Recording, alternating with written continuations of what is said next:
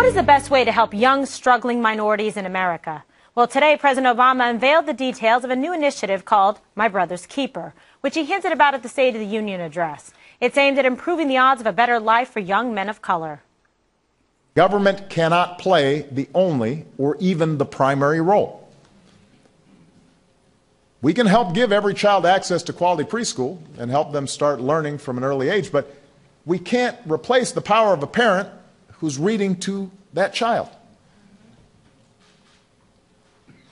We can reform our criminal justice system to ensure that it's not infected with bias, but nothing keeps a young man out of trouble like a father who takes an active role in his son's life.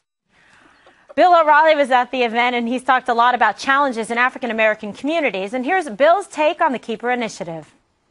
It is long past time for America to join together and help the kids. Put yourself in their position. Millions of children are born into chaotic homes where their parents are irresponsible or absent.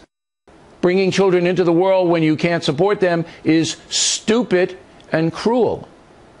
This message should be drummed into every American. It should be done in school, public school, private school. It should be done in the media, and it should be done by the president. Many Americans object to making judgments about behavior. That attitude is leading to disaster. Okay, well, the guidelines are you should be reading 15 minutes a day, nighttime, bedtime stories to your children. Greg, you had a funny comment that almost... No, I'm not allowed to read to children because of the subjects that I often would like to enjoy. But actually, this is great. I mean, he's a conservative. Suddenly, he's a conservative now. How long will it last? The interesting thing, though, is when Thomas Sowell says something like this, it's often mocked. But when President Obama says it, it's great. I think it's fantastic that he's doing this. I think it's important that he does it. The important thing is you have to examine why it's gotten so bad over the past decades. And if you don't address what I would think is a major problem, which is white guilt, which is, in a sense, preserved and accelerated destructive behaviors and created, in my mind, a new kind of racism. It's the racism in which you believe that a group of people cannot handle hard truths, that you know, we are afraid to say that these behaviors need to change because we don't want to hurt feelings or be seen as racist. That's one of the root causes of this problem, and it's good that he addresses this stuff, and I think it's a positive thing. Right, I guess? Well, you're nodding your head like yes, in agreement. I agree like on a lot of it. I think Bill O'Reilly's kind of right with the family issue. There's no question when the families start to fall apart, things go bad. Black families have a higher rate of that. But here are the numbers. All right, let's start with education. 23% of children, of all children, get of all the children that get pre-K are black. Less than half of all black children get pre-K. So it starts very early. And what happens is, as they get older, black children do poorer and poorer versus white and Asian and even Hispanic children, and it just continues to go. So there's an education gap that happens. Then the unemployment gap happens because the education, they're falling behind in education. Unemployment numbers for black kids are so much higher than everyone else. And then the third one, and the most damaging thing is the household income and the net worth of black families is far below whites, Asians, and Hispanics. And it all starts, and I think President Obama and Bill O'Reilly are right on this, it all starts with that pre-K education. You start offering pre-K to more kids, black, white, Hispanic, Asian, I think America's going to be a better place. Well, de Blasio, that's his idea here that he wants to put forward in New York, so it's interesting. There you found a point of agreement with him. So, Dana, this is a great idea. Have we seen people try to do it before? You know, what are your thoughts? Sure, there's been initiatives there's been initiatives like this before, but I think this one is different because he's the first black president, and people have been asking, when Mr. President, are you going to be able to try to help us to help them? A president can be a very good convener of things. So if you think of President George H.W. Bush's 1,000 Points of Light, that is actually still going. It's been a sustainable program. Freedom Corps was something that President George W. Bush put together, and the faith-based initiative, which actually is not really been sustained under the Obama administration. A key to a program like this, maintaining support in the American public's mind, is the measurable results that you can see over a long term. This will get a lot of attention today, and then, you know, 4 days from now, nobody will talk about this again. So it's up to the White House to continue to make the case for it, because there will be funds, taxpayer dollars, that are spent to help facilitate the president's program, and people are going to want to know if there are results. If there are results, people are willing to pay for these type of things. All right, Bob, is he going to be able? I mean, it's a great idea. Everybody's saying I would have liked to have seen it last term, but it's here now. That's the positive aspect of it. When Dana talks about results, is it going to be a quick enough time frame to turn it around so that this can be part of the legacy of his second term? You don't be able to turn. It's too big a problem.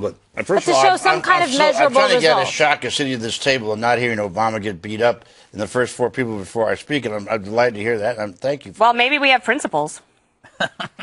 Oh. Well, I'm just saying, it's like, if you're a principled person, you can support somebody no matter what their politics are. There goes pot roast Sunday.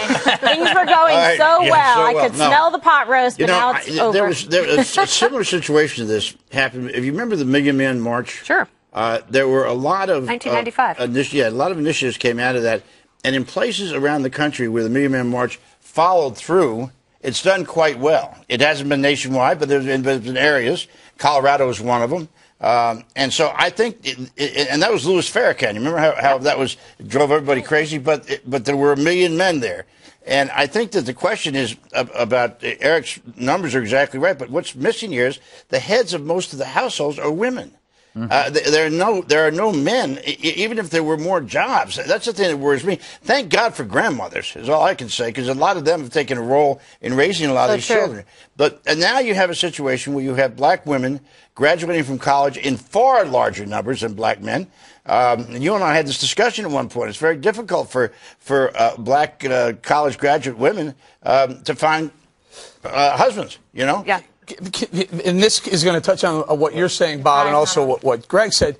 You can't place the blame on white or black here, because it's not that. A lot of people are saying, well, because they're black, they're at a disadvantage to white students. No, or a disadvantage to white applicants to the college they want to get into. No, or a disadvantage to the job they want. That's not the issue. Disadvantage? No, I'm saying if you start early, if you start at pre-K, and emphasize education at 4, 5, 6, 7, 8 years old, you're going to send black kids who are now performing under whites and Asians and Hispanics into the same competitive circles as those kids for the better high schools, for the better colleges, for the better jobs when they get out. It has nothing to do with race. But the left seems to want to say, because they're black, they're underprivileged, or because they grew up in this neighborhood, they don't have the same opportunities. That's not the case. Most of the early education is paid for by the federal government. So, but you're the one who thought it was a bad idea. I thought.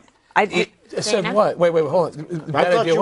I thought when I talked about Head Start and early education programs, you thought that was government intervention. I don't think I've ever mentioned Head Start. Then I apologize. I think we have, and I think that's because there's multiple studies done that say that the results are just not there when it comes to Head Start, which is one of the problems that de Blasio is having in getting support for his programs. I don't disagree in terms of getting that kind of education, but the government-funded Head Start has not been the panacea that people make it out not in every area. That's right. Such a good word. And I got to say, college is not the solution for this. When you're having problems in high school, a lot of times when you make it easier for people to get into college, it's a bad thing because they end up dropping out because they're not ready for it. They're not prepared. And I think President Obama said he would be looking at public and private programs. I can't think really, I'm sorry, of a really strong public program. The best private program is a job. And the challenge here is to rescue a generation of people who have formed a belief that work is for suckers. We're living in a world where both pop culture thrives off decline, where people are told they don't have to work, that things are easy. And I think that's a big problem. I have long said that a lot of this was our fault when we decided to do the Great Society programs that we did, bred 2 or 3 generations of dependent people. But having said that, I do think that when you say if they do get early childhood education, they do have a much better chance at it. But again, when you talk about college, one of the groups that I used to represent who were there at this announcement, the trade schools. Yeah. Trade schools they get very good money. Yeah. ITT is one of the best trade schools in the world. The people who teach airline mechanics, it costs a little money, but they can get student loans for them, and there's a big demand for them. But everybody seems to think you've got to go to an Ivy League college with all those commie professors. How about getting a job? How about getting a job because you have a certain skill set that's going to lead to improving your life? The Mike Rowe school of thought. That's the thing. Dana. Can I add something? Obviously, I think jobs are important, but I do think that in that early childhood life that one of the most important things in addition to education, is to have a supportive church community that you're a part of. And in particular, black churches have been the driving force of a lot of stability and also an ability to have a faith that can sustain you into the future. And it was one of the thoughts behind the faith-based initiative was to try to get monies into the hands of programs that actually work, because government is not able to love somebody and to help with the single moms that are trying to raise these children. And to reach but at the community level, you know? They really can. And that's one of the reasons I think that charter schools, for one, but also religious schools, in particular the Catholic schools, deserve more of our support because they are able to actually turn lives around. Our Lady of Mercy Grammar School, Mercy High School. Amen to that, Dana. Amen. Ahead on the 5.